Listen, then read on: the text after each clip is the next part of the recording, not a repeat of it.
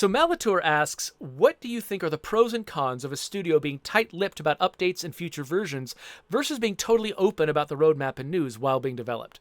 Yeah, so the upside, I think the upsides are really, really obvious, which is your community gets really energized. Every bit of new news that you discuss about the game can really energize your community and can make them feel really involved with you, connected with you. It makes the entire experience feel a lot more friendly and open. And you can also, in addition to, exciting your community about the new things that you're working on, you can also get feedback about stuff from them while you're working on it, and you can make better stuff because you've got that back and forth going with your community. So there's a lot of really good reasons to be open. And I think that people in the community could probably think of 9,000 more, because I think that for a lot of you, that is what you want from us. You don't want us to be holding back a bunch of stuff.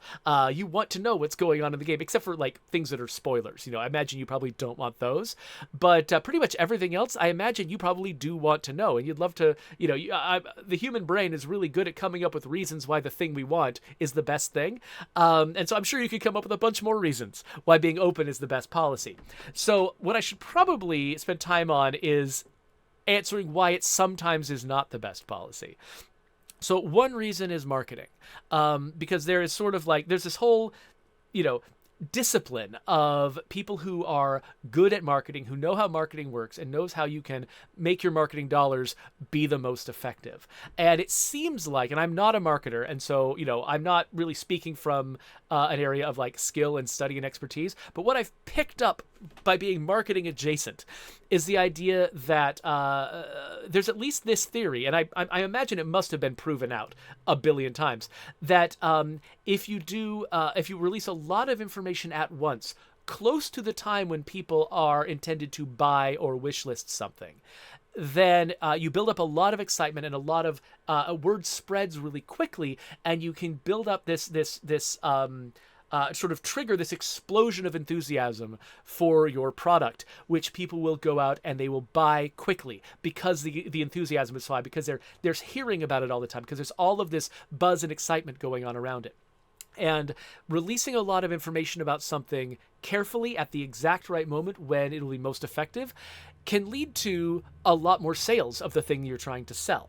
And so, just for the same reason that I don't want a bunch of marketing people coming in and telling me how to design my game, I also respect their expertise in that kind of thing, and I try to not get in their way and tell them how to do their jobs. And so, because the expertise coming from the marketing department of whatever publisher you're working with, or whatever, because they have sort of learned these tried and true methodologies for building buzz about a game, getting people excited, and getting people to buy it. I rely on their expertise, and I do what they tell me. And a lot of what that involves is not revealing all of our information up, the moment it becomes available, and like trickling out a lot of information over time. That's great for building community, but it's not good for building buzz. And if you're and building like a rash of quick purchases. And so if your game is going to be reliant on a lot of excitement, like building a huge sort of player base really, really quickly and selling a lot of units really, really fast, if the economics of your game is going to rely on that, then you have to listen to the marketers and reveal information about the game on a timeline that's going to support that. Because if you don't, you might be really, want to be very open about your game. You might want to share a lot of information about it. But if you do that in a way that makes half as many people buy your game, it actually hinders your ability to work on and support that game and make more games in the future. And so it's sort of this weird trade-off where it's like a lot of times you really want to be extremely open with your community, but because the economics of the game industry are such that you might rely on that surprising, exciting, very quick marketing push, you feel like you kind of need to hold back, let the marketers do the job that they do, and kind of reap the benefits of a big burst of excitement that that makes your game more successful and makes you more able to make more games in the same franchise and keep supporting that game after release. So ultimately, even though it's not fun to have us hold back a lot of information, it ultimately is good for the franchise for us to reach a lot of people. And ultimately, your enjoyment of the franchise as time goes on depends a lot on our ability to support it, which comes a lot from how many people buy the game. So like there's this chain reaction that does lead to something you want down the line, which is we're able to continue to support the franchise a lot more if it sells a lot of copies. But that means that up front, we have to be a little bit more cagey about information. So that's one reason. Let me catch up with the chat, because I've got another one in mind, but I want to catch up with the chat again, just in case I missed something really important here.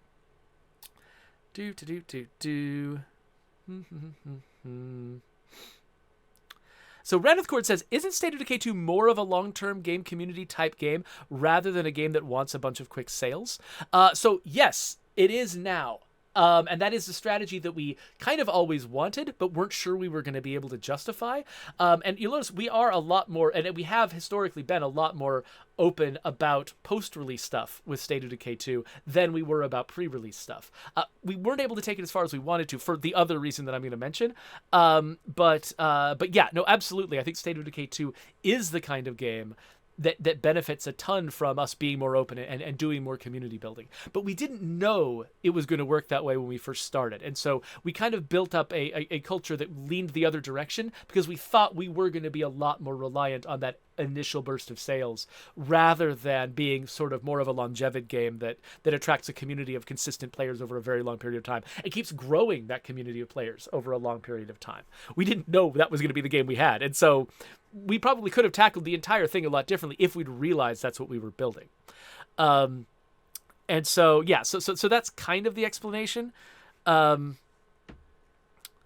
So let's see here. So the other thing I was going to bring up is the fact that as experienced game developers, we often realize how much a feature changes from the time you first start building it or decide you want to do it and the time you actually release it to players. And that can create a little bit of a problem because if you're not confident that a feature is going to work out the way you initially design it, one of the ways you can shoot yourself in the foot is telling a bunch of people that you're going to do a certain feature a certain way, and then when you find out you can't, you have to pull the rug out from under them. You have to take it back, a thing that you said. This is something that like our studio learned early on when off the cuff, I think in answer to a random question from somebody in the press, the founder of the company, Jeff Strain, hinted that, in fact, he might have even said it right, that online co-op could be patched into State of Decay 1 after release. He suggested something like that in an interview, and it was widely reported, and then people kept asking about it, and when he went back to the programmers were like, no, I really don't think that's possible. It would be outlandishly complex to try to patch online co-op and certainly couch co-op into State of Decay 1. So no, we can't ever do that.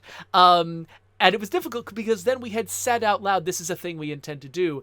And people kept, people who that was the last thing they'd heard from us. We kept getting the question for years after that about when are you going to patch online co-op into State of Decay 1. We ended up needing to put it in State of Decay 2 because we could build it from the ground up to support it.